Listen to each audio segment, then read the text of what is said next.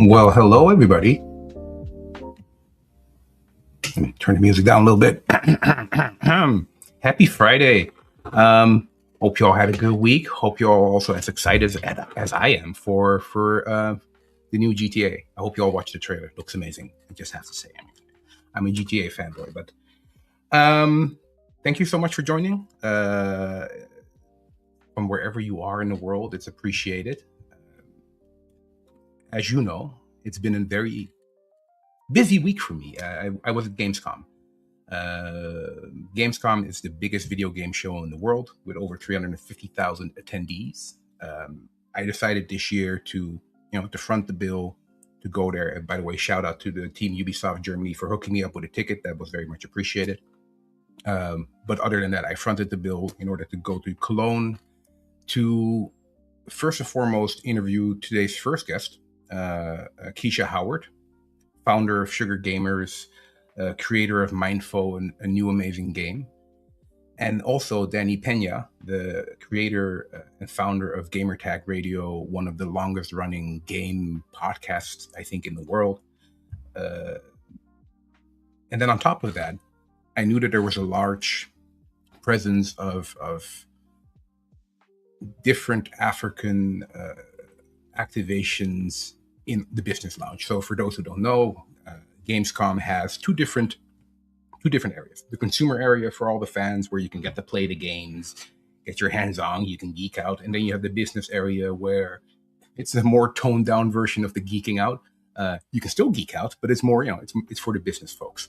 And in this business area, you have all these kind of different indie developer booths or activations. And for example, Nigeria had an activation there where they brought over Nigerian game creators and founders. South Africa had a location where they had their people as well. Brazil was present. So I thought, I had the camera on me anyway, let me reach out to some of these people and try to get a sense of first of all, what they're working on, what's happening, what excites them.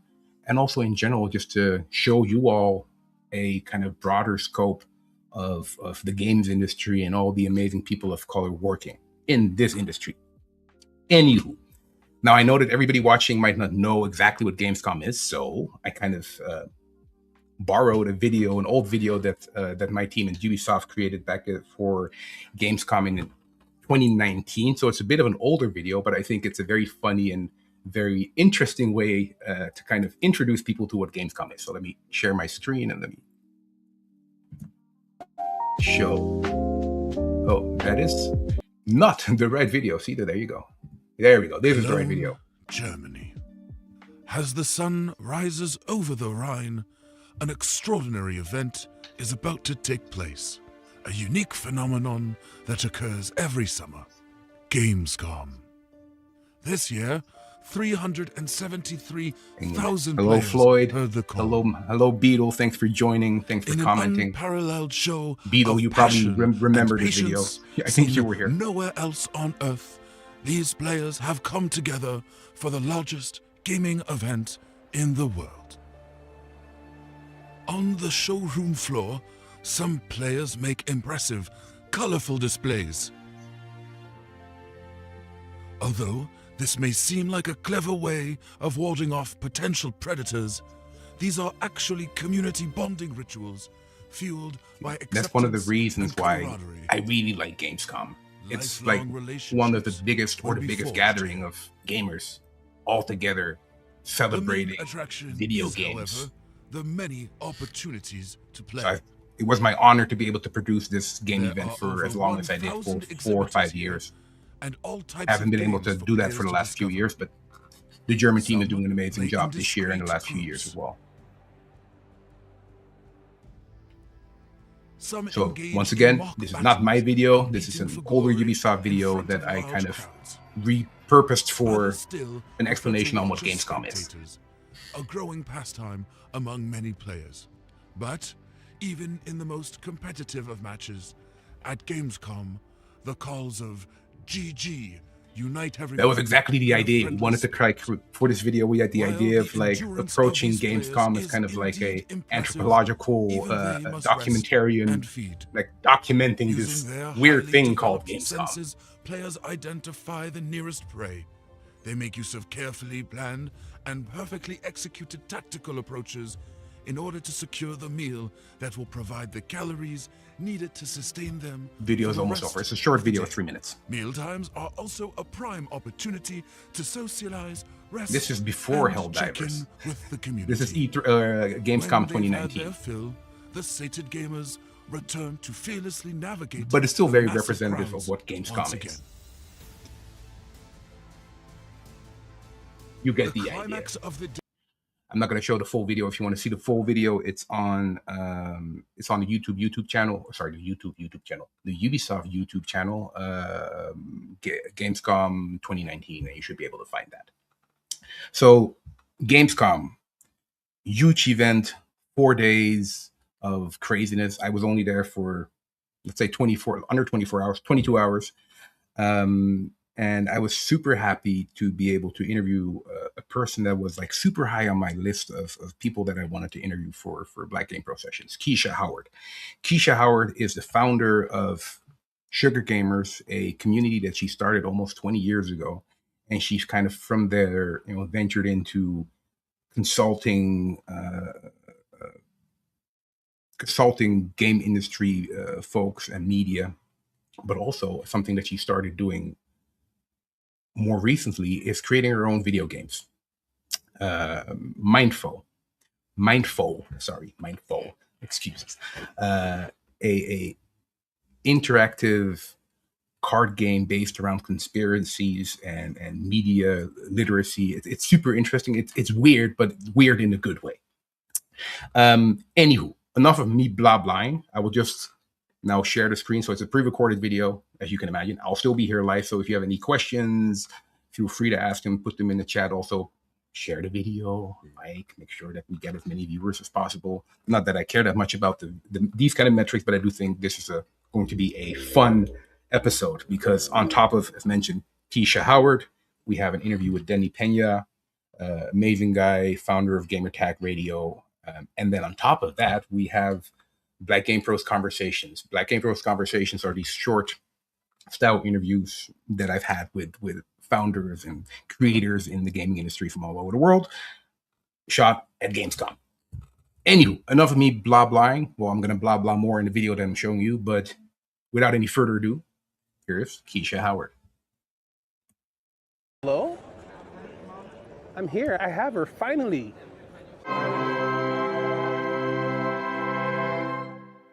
You've been talking for so long. So long. So long. Years, centuries, millennia. Lifetimes. Like previous lives we were talking. No, but seriously, Keisha has been on my list. I wanted to interview her for such a long time.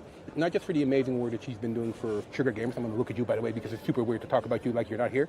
Your amazing work for Sugar Gamers, but also what you've been building with Mindful and just all the other cool stuff that you're doing. So that's why I'm super happy that you made the time. You came all the way over to Germany to meet with me. Oh. It's my first Gamescom and my first time meeting you. Yes. So okay. So Mr. Winkler. Miss Howard. So Gamescom, what's your first impression? I haven't been to anything like this since E3 2019. So that's been a solid 7 years. I haven't been to anything that is this big in E3. gaming since E3. RAP E3. So like I'm just soaking it all in. This is way bigger than what I thought it was going to be. I haven't traveled internationally for a bit, so this is really cool. I'm glad to be here. You're here the entire week, or just? Yep, entire week. Oh my God! Oh yeah. Yeah. You're gonna see some right? shit when the flood doors open. Like all the consumers come in, you should be there to see the swarm. Right. It's like a zombie horde of people. It's really like that. Okay. It's really like that. I remember that for E3. No, it's different. This is different. Okay. E3 was always like a combination between like professionals and community members. This is just like 300,000 plus fans that all want to play the new games. All right. So, you know. All right, let's get into the interview. I prepared some questions for you.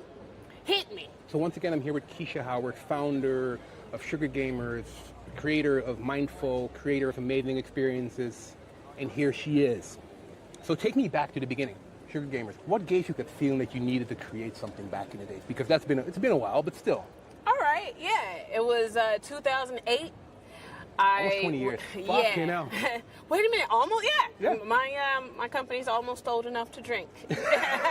So I was always a gamer, been a gamer since the first Game Boy in '89, looking over my older brother's shoulder, watching him play Tetris and Zelda. It was always like a background thing, but I never thought in a million years that there would be any opportunity for me to have that as a career at all. I was in real estate at the time, and 2008, if you are familiar with anything going on then, so that was a good time to try something new. And one of the things that was happening in 2008, there was a void, right? If you were a gamer and you were like hardcore about it, then you had to be competitive. True. So it was like CSGO, Halo, and like groups formed around like these competitive games. So like there was Frag Dolls, there was like a couple of groups that were out there. But in Chicago, there wasn't any group like that. There wasn't any group for like casual social gamers, and there wasn't a group that had like, you know, a person that looked like me in there. You know, a girl from the south side of Chicago. So I was like, you know, why not? And so then I started a little small organization, and I never thought in a million years it would be what it is today. So. What was the thing that you thought you could add with creating Sugar Games? What was the thing that you were missing? It was definitely community. I definitely wanted to be able to meet people that liked games. Not anything specific, right? Because like I didn't want to be like,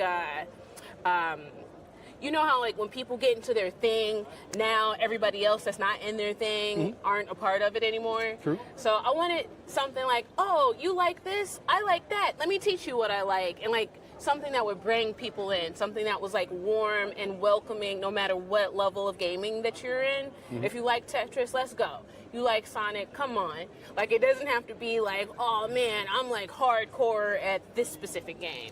And also I was like super into the FGC. So my my game of choice back in the day was Soul Calibur. Which one? All of them until Soul Calibur 4. That's when I started dropping off. What? Soul Calibur 4, I think Ubisoft, we did the marketing for that. Soul Calibur 4! It was a fun game. It was a fun game. No, I loved Soul Calibur. I loved the heyday of those more experimental games. Now I feel like we just get the same genres. So I guess I'll have to look forward to Street Fighter 50. You know, I don't know. One day. Yeah. Next year, maybe. So, right, exactly. Now you've worked across gaming, community, research, emerging tech, education, and now you're dipping your toes into cybersecurity and media literacy. First of all, where's the connection? And what have these different fields taught you about human behavior that technology companies often miss? Systems thinking. Systems definitely. thinking, understanding consumer behavior. My background is in psychology. I've always done marketing. The whole premise of marketing is like, hey, get people to behave a certain way. And that behavior lends itself to them buying our product, right? In the age that we're in now, more and more of those tactics, I just see them, right? So instead of using it just to market a game, why not use it to teach people how they're influenced in digital spaces? Why not teach people to have access to critical thinking, know what the tactics are, so they can, you know, have a little bit more cognitive agency. So that definitely overlaps with media literacy, cybersecurity, just tech literacy, generally speaking. People should know how they're being impacted by the media and the content that they consume. And so then I wanted to make a game that allowed people to experience that and see for themselves. It's so funny. It's like, I wanted to make a game, and you did. Yeah. Which is, you know, some people just think about it, and you did it. You're like, fuck it, let's go. Yeah. You know, I have 4 brothers.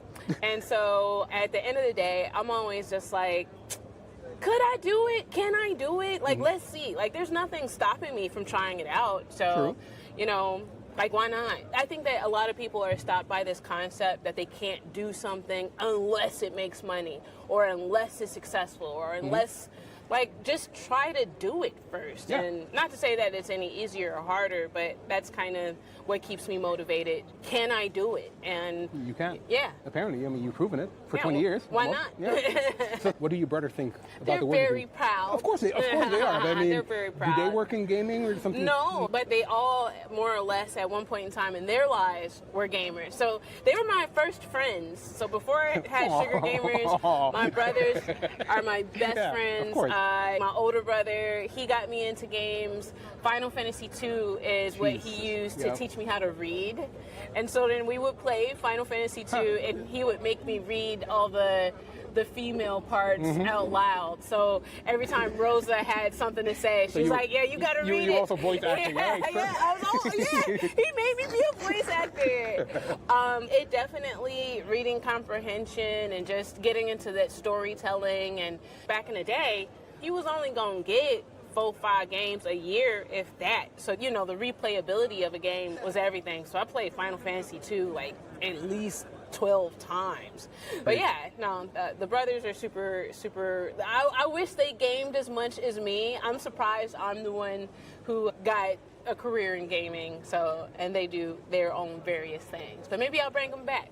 You should. I mean, you have your own company. You could, right? Why not? Yeah. Yeah, exactly. Especially you need to bring in your best friends. Yes. Yeah.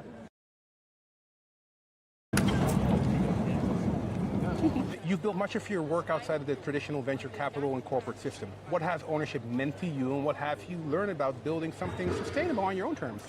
Oh my God! I think that I have so many answers for that. Ownership is so sexy, right? It's the thing that, oh my God, you gotta own. But I think that people romanticize it without necessarily talking about like that you're a one-person team at first. You're the owner, you're the creative director, you're the marketing, you're the legal, you're the, you know, there's so many things that go into protecting your intellectual property, that go into ownership. It's a tremendous responsibility, and it's also very competitive too. So like, yeah, all right, now you own, but how does that translate into like the bigger market of what you're trying to build? So I think that the first step is like wanting to do that. And then the second step is being prepared for what that's really going to entail, because it needs to go beyond passion into like discipline, into sacrifice, which I don't mind. It's worth it. How do you prepare for that? Did you have like any mentors or? I definitely had mentors. I've had a great dose of insanity. So I think that, you know, the mental makeup that I have has definitely allowed me to do some of this. This is not a color by numbers sort of choice. So, you know, there's a lot of trial and error, a lot of serendipity, a lot of learning. You've been in the industry for almost 20 years. So for someone looking at the games industry from the outside today, what do you think they need to understand about the reality of building a career in video games that people don't talk about enough? That is always changing. Nobody can tell you how to build a career in the gaming industry, because everybody's career path is wildly different. And what somebody did 20 years ago, 10 years ago, even 5 years ago, you can't use that same road to success, right? Yeah, you can take some things from it, but games, it changes and evolves year after year after year with the technology, with the economy, with what gamers like to play, with how we play. It's constantly changing, which is what makes it fun, but simultaneously it's very difficult to map. That's a very good point. Now I want to talk about Mindful, the new project that you worked on.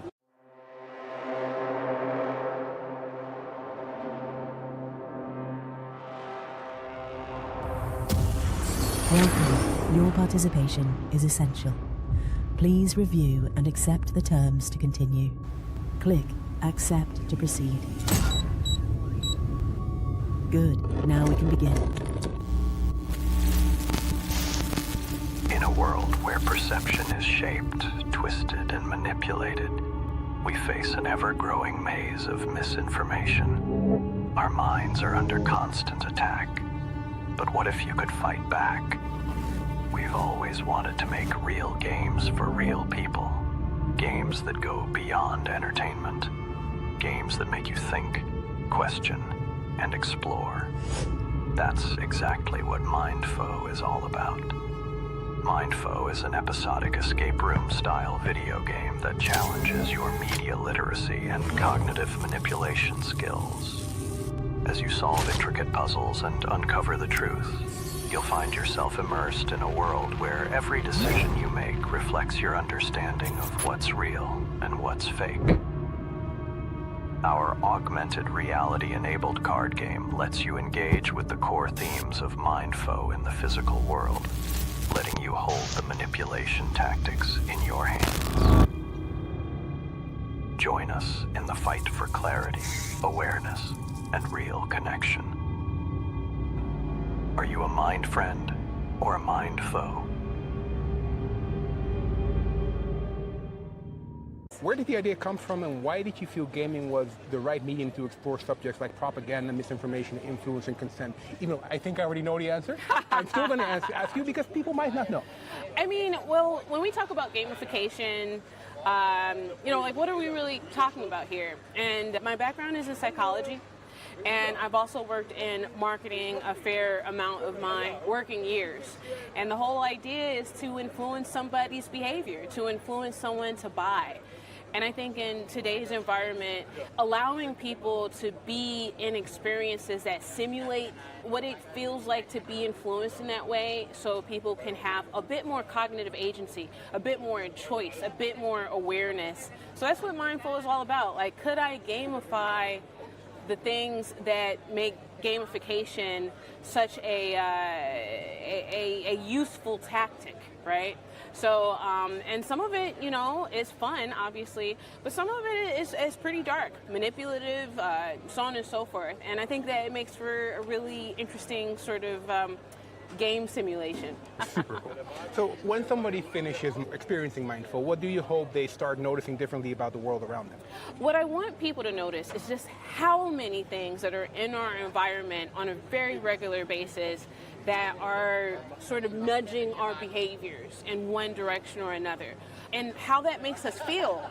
I don't think that we do enough, we don't take enough time to sit with ourselves and process why we're feeling the way we're feeling and where it came from to begin with, right? So like we're going around and we're feeling like, oh man, I'm not good enough, or oh man, I need this thing in order to be better. And like, where is that coming from? Where is that deriving? And like, how do you get there? How did you come to have the ideas or come to some of the conclusions that you have? And I think people will be surprised to find out that some of those ideas aren't actually derived from themselves. When we're on Instagram and social media and we're constantly being bombarded with these messages that are designed to intentionally influence our behavior, I think that the awareness of that definitely can be pretty, life-changing. I mean, it has been for me. That's where the psychology background comes in, I hear. You spend years building communities around games, and with Mind Faux, you're now creating original IP. Is this a new chapter, or is this just an extension of what you're already doing? Both. This is a new chapter, and it is an extension of what I'm doing. I've built communities from scratch. Like, I like to say that I build artisanal communities, because before we get online and before we get on Discord, you gotta meet human beings, and you gotta go through the awkward, messy interaction of making friends, of getting to know people, of speaking, of presenting yourself, all the things that, being in a community takes. And that's something that I've done over and over, year after year, and it's hard to scale. It takes time, and it takes intentionality, and it's not something that you can just instantly do. Make a Discord server, and everybody likes the same thing, and now all of a sudden you have a community. I'm not trying to take anything away from that. I think those are really amazing spaces to find connection and to find friendship. But the in-person, I feel like it's just irreplaceable. And also, it's more honest. The people that we are online are not the same people that we are in real life. And I think that since these pandemic years, the practice of getting to know people in real life has to take precedence, especially as we deal with the world, our shared reality, because there's a lot of problems to solve. There's a lot of people to help. So, That's a great answer. All right. So final question. What kind of experiments or projects are you most interested in working on next? I'm definitely interested in media literacy, tech literacy. I think it's so urgent. It overlaps with things like cybersecurity and those types of things. It's like, I really like adversarial simulations, red teaming, that sort of thing, like designing games around the patterns of people's behaviors and then disrupting that and seeing what comes from that. And I think it's a lot of fun, but it's also very informative and in some ways kind of dangerous. So it's exciting in that way, and we're just going to keep going and keep making things that are designed to help people, give people more cognitive agency. I want people to be better when they play our games. I want them to feel smarter, to feel more aware. And if people come away with that, even a little bit, that would be a success metric for me. That's great.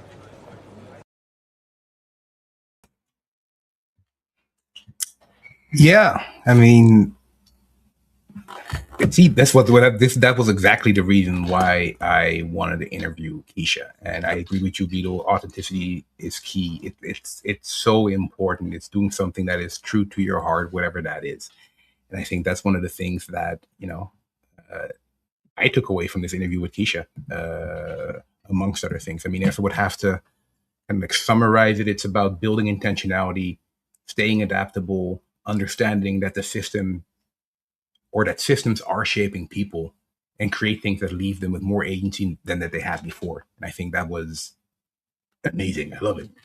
Also, everybody, thank you so much for engaging with the chat. Very much appreciated. Networking, it is so important, Orlando. Even if it's smaller game events or meetups or community things, if your oldest is interested in gaming, or if you want him to be interested in gaming, it's like that's where to start. Find like-minded people, find the people that are already doing it, and they will be more than happy to share their passion, because in the end it's all about geeking out. Anywho, next interview. So I think everybody kind of knows that I've been in the industry for 20 years. When I first started, when I didn't know about the industry. I had no idea. For me, it was like something completely new. And I remember kind of researching, what was going on. And I was always looking at the States for kind of inspiration, because from a kind of, gaming culture perspective, I always thought that either the States or Asia had kind of like all the new things going on. And during my initial research, I found Gamertag Radio. It was a small, basically, podcast before podcasts were a thing. So when I saw that Danny Peña, founder of Gamertag Radio, was going to Gamescom, I sent him a message. I was like, "Can I please interview?" So we managed to set a slot. Alas, my fault. I was a little bit late for the interview, because Gamescom things happen and it's super busy. So we had to do kind of like a run and gun kind of style interview. However, in my opinion, it very much fits kind of Danny's approach of hustling to get shit done, which I think is a very strong approach. So without any further ado, let me share that interview right here. For Black Game Pros with the legend, Danny Peña. Why is it not going? Let me see. That's not working. Let me try that again. Need to make sure that it works, of course. Hello. That is the previous interview. My bad. How you doing? There we go. Very well. Thank you for your time. Yeah, this is my first time here at Gamescom, so I'm glad that we're connecting and doing this. That's why we're. Let me rewind as well. Leon There we go. For Black Sorry. Game Pros with the legend, Danny Peña. Gamertag Radio. How you doing, Leon? I'm doing very well. Thank you for your time. Yeah, this is my first time here at Gamescom, so I'm glad that we're connecting and doing this. That's why we're walking and talking. I was a little bit late for the meeting, and he's now on his way to the next meeting. So yeah. But I had to come and support. I appreciate it, man. Yeah. I've been doing content creation since 2001. Yeah, so 25 years. Yeah, 25 years, but then Gamertag Radio started in 05. So like 20 years, over 20 years now with 21? Wait, my math is not. But yeah, I've been doing that for a long time with Gamertag Radio and just content creation overall. We'll just keep everything in there. It's like the chaos.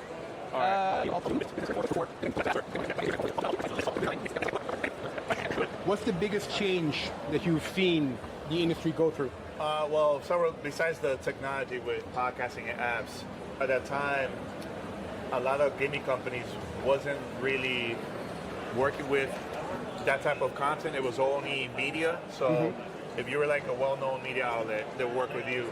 But I remember going to events like E3 at that time in 2005, and they completely ignored me. They were like, we only work with media, you know. So I think from the content creation side, now it's taking more seriously years later, but at that time, it was a totally different way to work. So I had to hustle to start getting opportunities, you know, but the thing that helped me was attending events locally and also going out of New York City and go to Los Angeles and other places to just network with people, you know? So I wanted to let them know what I was doing at that time, you know. It was very confusing. I mentioned podcasts and they're like, what is that? You know, Yeah, so, it was before the time that podcast was a thing. yeah. But now it's different. Like, I'm very happy that everything has been working out. So it's been great. That's the big, huge change I think that I've seen throughout the years. It's interesting because indeed 21 years, I mean, I've been in the industry for 20 years. And already the change that I've seen in this 20 years. I mean, you were there, even you were pushing like podcasts before it was a fucking thing. Yeah. It was funny because at that time, we had a very small community that will promote other podcasts, not in gaming, it was just podcasts in general. And there was a group that created an app so people that listen to podcasts will get updates, so they have to use their PC. You know, RSS feed and podcasts was very new at that time too, you know. So now it's easy. Now you get an app, Spotify, Apple Podcasts. There's so many other applications where you could download and listen to podcasts. It's a lot easier now, you know. I mean, 25 years in total, 21 years Gamertag. How do you keep this energy going? Because this is longevity that you don't really hear about in the industry. Honestly, what I think it's important, and I know there's a lot of people that are doing content now, you have to adapt. You can't just rely on whatever's working for you now. You have to change. You have to learn new technologies, find out what's trending. That's what's important. You need to learn what's trending, the technology, everything, because you don't want to be left out. You know, I know there's journalists that are still stuck in their way how they post articles and everything, but they're not changing, you know? I know. And that's how people have been losing jobs, because I feel like they're super comfortable doing the same exact thing, you know? So I like to change things around. Sometimes it's going to work out, sometimes it doesn't, you know? So that's something I feel like is very important for me. Just adapt with everything that's happening at the moment. I remember having a conversation like a few months ago with Hip Hop Gamer, with Gerard. Oh, Gerard. When he first started in the industry and he went to his first E3, he had similar kind of experience that you had. He was like, people were like, who the fuck are you? Why should we talk to you? Yeah. And especially as him being a black man. I'm up here and everything like that, and I just wanted to introduce myself and say hi to everybody. And yo, they gave me such a disgusting look. Like, it was like, oh really? Who, like, yeah, like, who are you? Like, you go over there. Like it was very dismissive. And I'm like, wow. I mean, I didn't even get a hi back. Yes. Like, how do you see that the whole representation thing changed? Has it become better, worse? It's gotten better. It's not perfect. You know, when I started, I was like the only Latino at the events, you know. But now seeing, you know, more black Latinos being involved in the industry, I think that's helping a lot, you know. I know we have to do a better job to get the word out and also help people to get opportunities too, because you know, I'm actually moving to the Dominican Republic with my wife, and one of the things that we want to do is... Oh, you are? Yeah, we want to, we have like buying a house and everything like that, but we also want to continue with our gaming journey, and we want to help developers that live over there. They're very talented, but they just don't have the resources. So fair enough. Yeah. You know, people that are in the industry, why not give back to our community in certain ways? You know, and I think that's something that we've been working on really, really hard, and that's something that's been a dream of mine for a very long time. I always like to give back in many different ways. You know, so that's something that I'm very excited about for the future, and to make that change. I think if we're only just complaining, and I want solutions. I want us to make that change and make it better for all of us, you know? So it was really hard for me to get into the industry. A lot of people wasn't even giving me opportunities or anything at that time, you know? So. And now you're here. Yeah, now. I see you post pictures with like all the lanyards and stuff. Yeah. That's so impressive. That was 25 years of attending events throughout the years, and I have it in a big box, because I like to show that in my background when I do like content and everything, you know what I'm saying? So to inspire other people, you know. I also do consulting work with a lot of studios. So we've done scripts.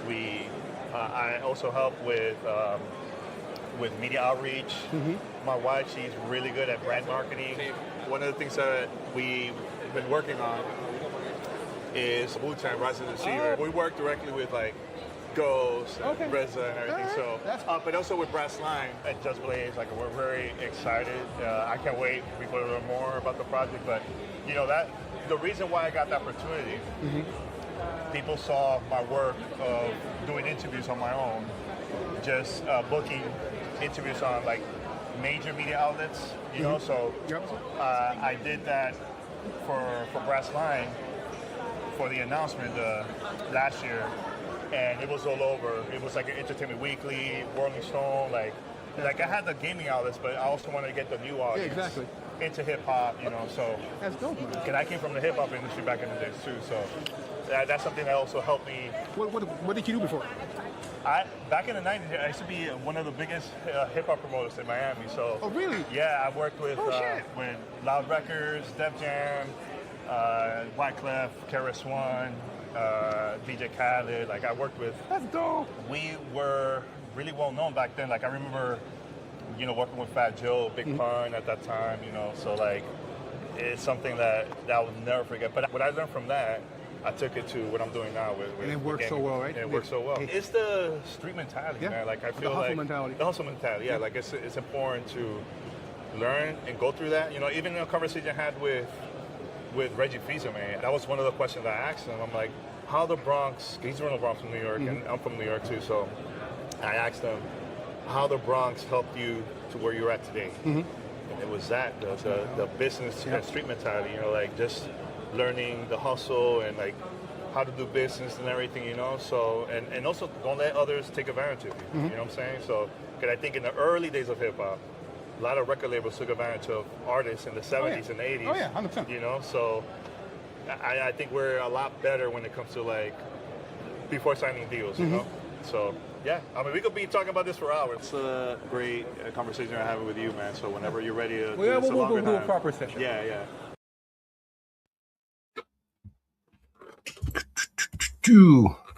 So yeah, man, a lot of knowledge shared by Danny.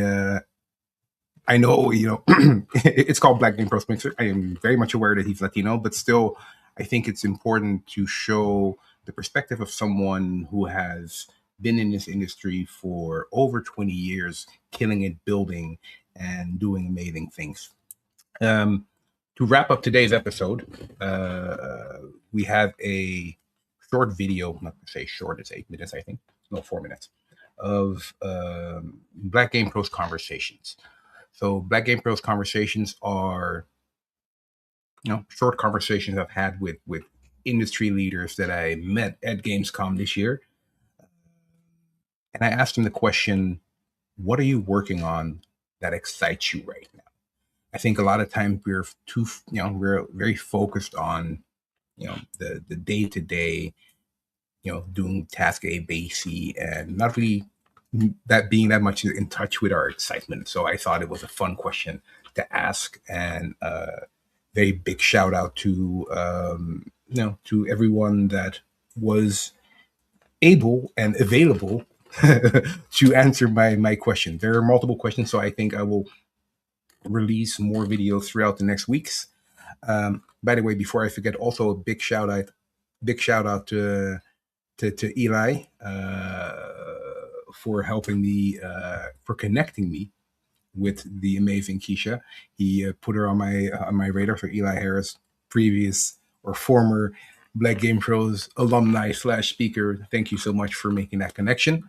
So yeah, without any further ado, let me show you what I have for Black Game Pros Conversations.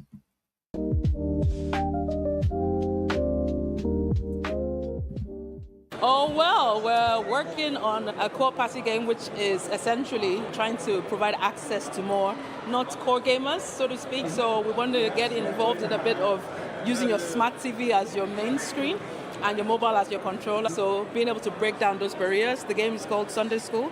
So that's what we're working on, and we think it's pretty cool.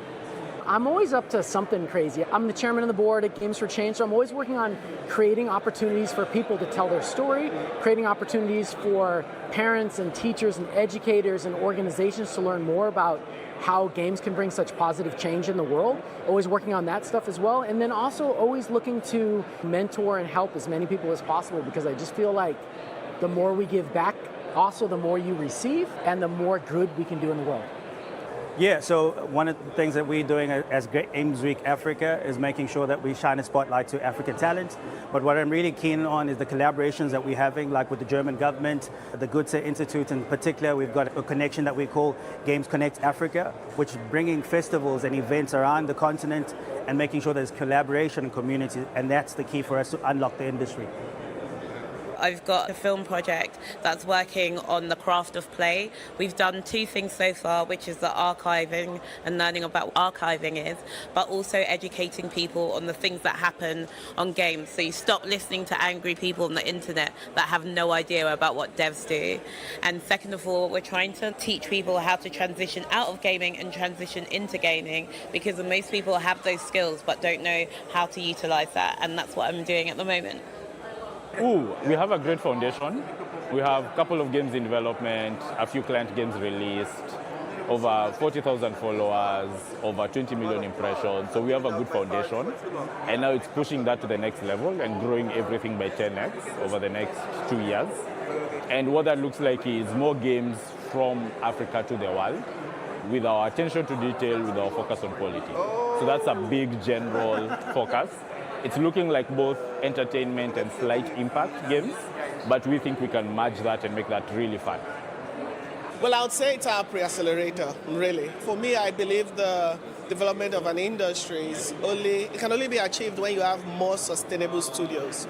So at Africa Comic Aid, we are heavily invested through our ARC Fellowship to help the indie studios on the continent become sustainable, to get them funding, to support them in publishing their games. And that's really exciting for me, and that's also what I'm moving around, seeing if I can connect with publishers or other stakeholders that can help the African game studios do better. Yeah. Good question. So to be honest, I'm currently solo. I'm still looking for a team, but so far I'm really excited about working on I write articles. I'm playing around with animation because I really love animation as well. So I'm trying to work on a bit of live action and animated content. So like combining the two. That's something I'm really keen on doing. So I'm experimenting with that. Yeah. We're currently working on a rhythm game. It's called Riziki. Riziki is all about experiencing African music and dance culture. If you want to picture it in your mind, imagine Just Dance, Guitar Hero, and Black Panther had a baby.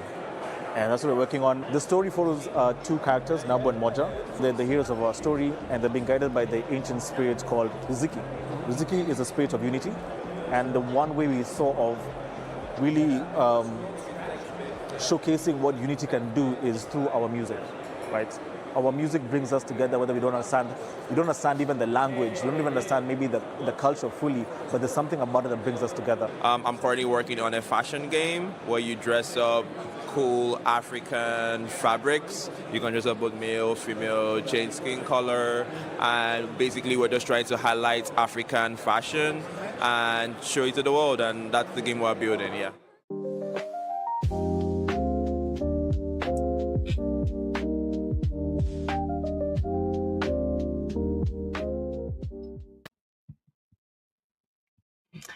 See, that right here is why I really love doing these Black Game Pros shorter conversations, because you get to talk to different people, different parts of the industry, different countries, different ambitions, but all of them building something that they genuinely care about. I think once again there's so much fakery and so much pretending to like stuff and pretending to think, whatever.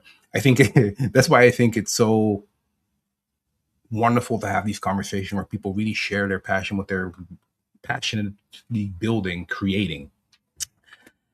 I think that's one of the biggest things that I personally take away from Gamescom this year, to be honest. There's so much happening beyond the usual headlines and the usual names. People are building communities, studios, tools, stories, opportunities, and entirely new ecosystems. So really thank you for everyone who stopped by for a few minutes, share what they were working on, and let us into their world. It was day one of Gamescom, so everybody was kind of like still super busy, and there I was with my little Osmo Pocket being, hey, can you answer a few questions? But they did, and they were gracious with their time. Like I said, I asked them more questions. I didn't have time to edit all of these videos because I also have to work. I also have my regular day job. But like I said, I will release these videos throughout the next, let's say, weeks, so that everybody can enjoy. Also, for all of the content that I released today, they will be online on YouTube, Instagram, separately, so you can watch them separately. You don't have to watch me in between. You don't have to look at me jabber, blabber, whatever. And also, next week, Wednesday, so we'll be on Wednesday next week, Black Game Pro Sessions, where we will feature the amazing Has the Law, who's the founder and creator of Astroburn, a new retro IP, or not retro IP, a retro game that was just released. It looks amazing. You should check it out. So he will be here next Wednesday. Then after that, I'll be off for 2 weeks because I'll be going on vacation. Also needs to happen. But after that, we'll be back with so many more interesting guests. I'm not going to share it yet. You will have to stay tuned. So before I wrap, I think today or tonight really captured what I think Black Game Pros is all about. Keisha reminded us that building something meaningful takes attention, ownership, curiosity, and the willingness to question the systems that are shaping us. Danny, I think, reminded us that longevity comes from adapting, showing up, building relationships, and using what you've learned to create opportunities for others. And I think through Black Game Pros conversation, we heard from people in the industry who are actively building what comes next across games, community, technology, culture, education, and new creative ecosystems. And that's the part that I kind of like keep coming back to. The future of gaming isn't coming from one place. It's not a monolith. One company, one type of person is being built by everyone, everywhere. The people with different backgrounds, different perspectives, personalities, ideas about what this industry can become. So for everybody who joined tonight, thank you so much for joining, for sharing your questions, for sharing your stories. Feel free to engage with me online. If you have any further questions, leave them online. I'm not sure if Keisha or Danny will read the questions, but I'll ask them if there are any questions that you have. I'll be more than happy to share them with you. This is a bit of a shorter Black Game Pro Sessions, but I don't mind to be able to have my dinner 10 minutes earlier. So on that note, I'm going to say thank you so much for watching. Back next week on Wednesday. If you have any questions, feel free to ask. If you have any suggestions for guests, feel free to let me know. And my name is Leon, and this was Black Game Pro Sessions. Adios. Bye-bye, and all these kind of things.